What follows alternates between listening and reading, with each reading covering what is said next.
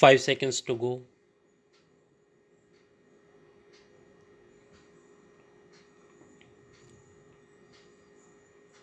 Start. Mr. Vice Chairman, Sir, the constitutional pundits rightly pointed out that free and fair election is the essence of democracy. So, the government, which has faith in democracy, is expected to introduce necessary reforms to have free and fair elections. So, in the Constitution Amendment Bill 1988, as well as representations to the government, have taken some necessary measures to remove the defects in our electoral system and restore free and fair elections in our process. Sir, I extend my full support to the Constitution Amendment Bill 1988, which reduces the voting age from 21 years to 18 years. No doubt it is a drastic change, and there was a great demand for this change from the younger generation. But I am to remind this House that there are some state governments which have already introduced this change. Our government reduced the voting age from 21 years to 18 years. So, in consonance with that line, the central government has also come forward to reduce the age by amending the constitution. But here I would like to remind one thing, that when the voting age was 21 years, it is quite common in all the states that so many voters at the age of 18, 19 or 20 years have enrolled their names.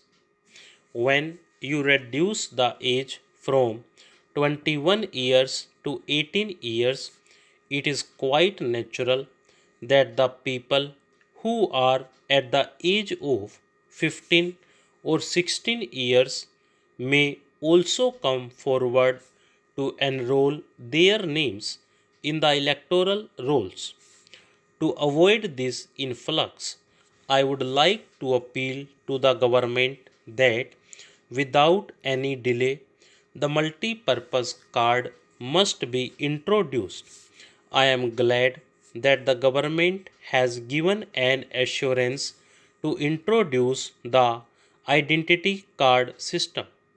It is in the right direction.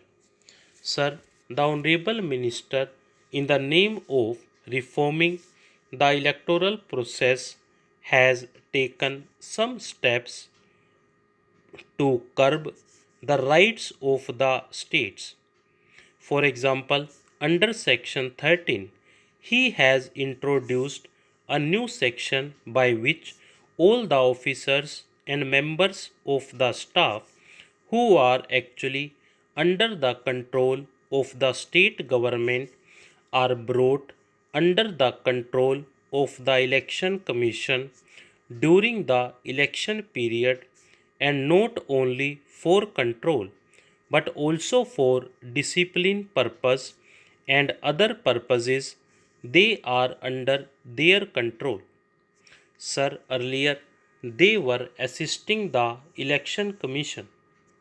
There was no difficulty to the election commission, but now the central government want control on the officials and want to conduct the election with its own power.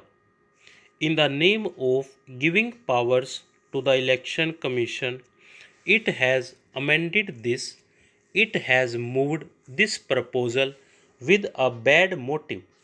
The election commission, we know in theory, is an independent body. There is no doubt about that. But in practice, it is under the control and direction of the central government. If the government is very particular about this amendment, then my honest opinion is that it should have consulted the state governments before putting this proposal. But to the best of my information, this government has not consulted any state government. Without consulting the state governments, it has taken the officials of the state governments under its control. Sir, here a right move is regarding the recognition of political parties and definition of political parties. I am not against this clause, but the dangerous thing is this: which is a political party? The decision of the Election Commission is final on this question. That is a dangerous thing. There must be room for decision by court.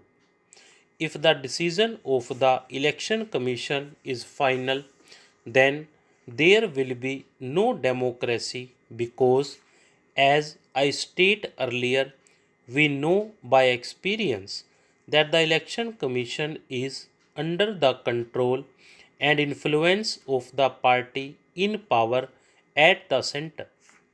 This bill has included some more offences to disqualify a candidate from contesting elections. In principle, I am not against this, but is it necessary? Why should we enlarge the number of grounds? There is no need at all.